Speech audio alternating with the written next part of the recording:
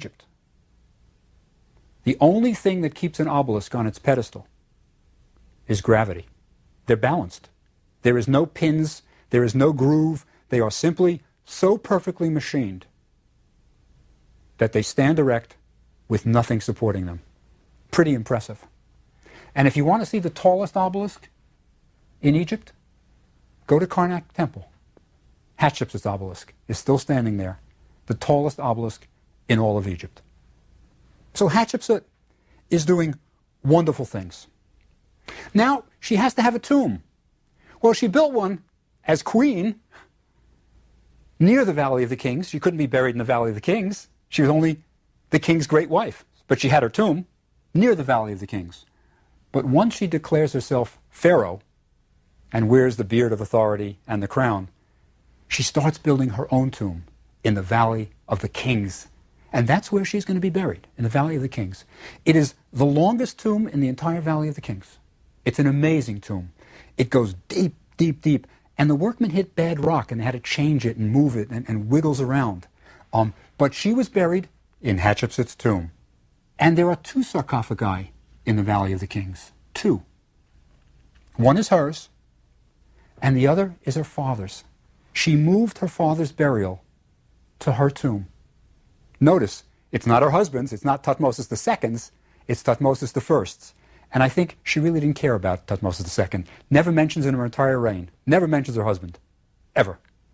She liked to be near Dad, the great pharaoh, and she identified with him. So in the Valley of the Kings is Hatshepsut's tomb, buried next to her father.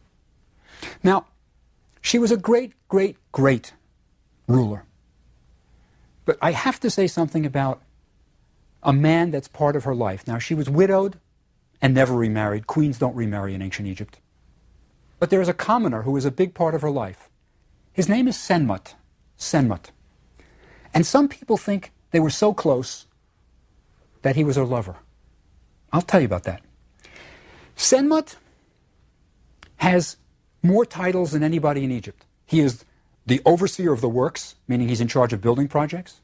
He is the steward of the temple of Amun, which means he's in charge of the treasury of Amun, which is vast.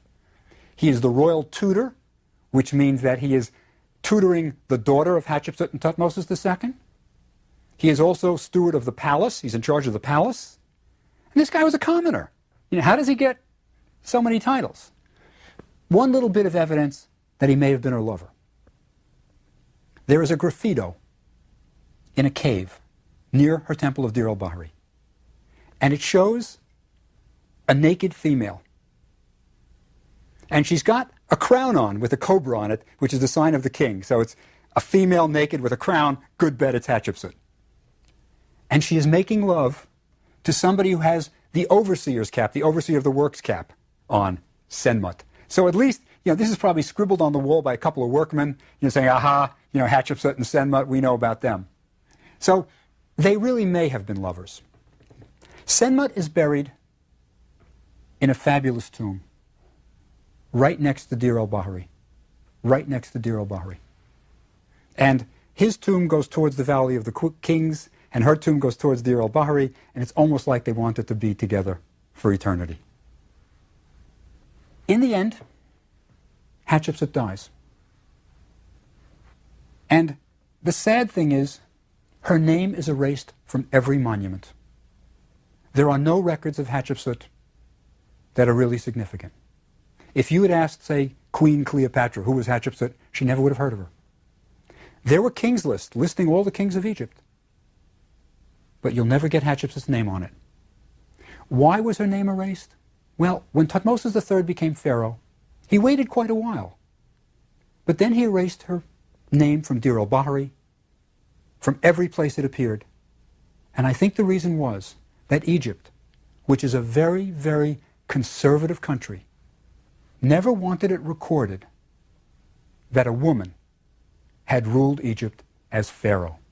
It wasn't out of hatred. Many people think, oh, Thutmose III hated Hatshepsut because she pushed him aside and she ruled. No. All indications were it was an agreeable arrangement where she would rule as he was younger. But I think Egypt just simply didn't want it known that they'd had a woman who ruled as king.